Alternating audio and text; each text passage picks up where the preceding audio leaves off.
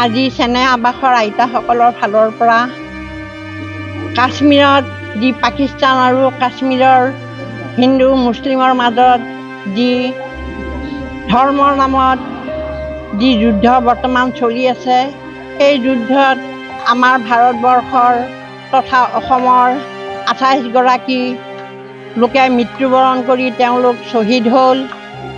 তেওঁলোকৰ শ্বহীদসকলৰ আত্মাই চিৰশান্তি লাভ কৰক আৰু তেওঁলোকৰ যাতে আত্মাই সদ্গতি লাভ কৰে, তাৰ বাবে আমি আটাই ভগৱানৰ ওচৰত প্ৰাৰ্থনা কৰিছোঁ আৰু তেওঁলোক পৰিয়ালবৰ্গলৈ আমি সমবেদনা জ্ঞাপন কৰিছোঁ। ভৱিষ্যতে যেন ভাৰতবৰ্ষত অৰ্থাৎ গোটেই বিশ্বতে যাতে এনেকুৱা ঘটনা আৰু কেতিয়াও নঘটে, তাৰ বাবে আমি আটাই ভগৱানৰ ওচৰত প্ৰাৰ্থনা কৰিছোঁ। আমি আটাই এই ঘটনাত বৰ দুখ প্ৰকাশ কৰিছোঁ। তেওঁৰ সন্তানৰ আগতেই তেওঁৰ পিতৃ, তেওঁৰ ভাতৃসকলক হত্যা কৰা গৈছে আৰু সন্ত্ৰাসবাদীক অতি সোনকালে নিপাত কৰিব লাগে। আমি চৰকাৰৰ ওচৰত আমি অনুৰোধ জনাইছোঁ যে সন্ত্ৰাসবাদীক অতি সোনকালে নিপাত কৰক আৰু উচিত বিচাৰ কৰক। ভৱিষ্যতে যেন এনেকুৱা ঘটনা আৰু আমাৰ মানুহৰ মাজত যাতে নহয়।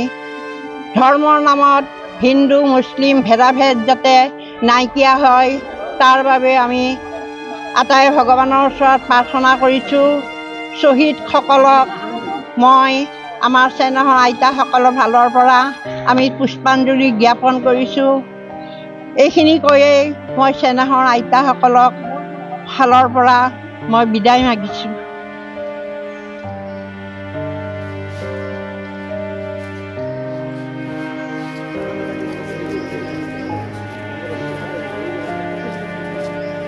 পেহেলগামত যি ঘটনা হৈ গ'ল, সেইটো কিমান নৃশংস, কিমান অমানৱিক, কিমান পাশবিক।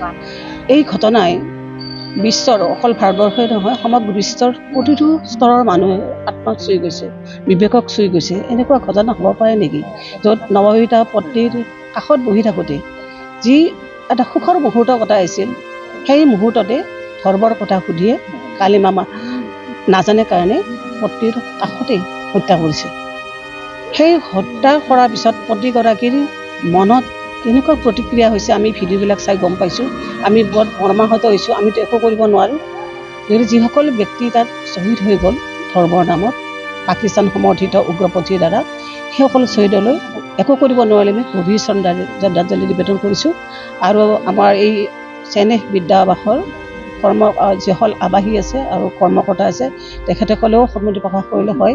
আমাৰো বহুত বেয়া লাগিছে, কাৰণ আমাকো চুই গৈছে। কাৰণ এনেকুৱা ঘটনা ভাৰতবৰ্ষত নহওক, আৰু যিসকল শ্বহীদ হৈ গ'ল তাত আমি অকণমান শ্ৰদ্ধাঞ্জলি জনাব খোজোঁ।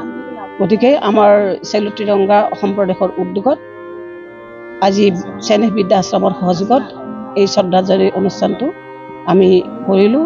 আৰু এই অনুষ্ঠানৰ জৰিয়তে আমি যি পেহেলগামত নিহত হ'ল, নিহত শ্বহীদসকলৰ আত্মাত শান্তি পাওক, য'তেই আছে ত'তে শান্তিত থাকক, চিৰশান্তি লাভ কৰক। আৰু তেখেতসকলৰ যি পৰিয়ালবৰ্গ, তেখেতসকলেও সমবেদনা জ্ঞাপন কৰিছোঁ, ভগৱানক প্ৰাৰ্থনা কৰিছোঁ তেখেতসকলৰ শোকবিলাক যাতে সোনকালে পাতল কৰি দিয়ে।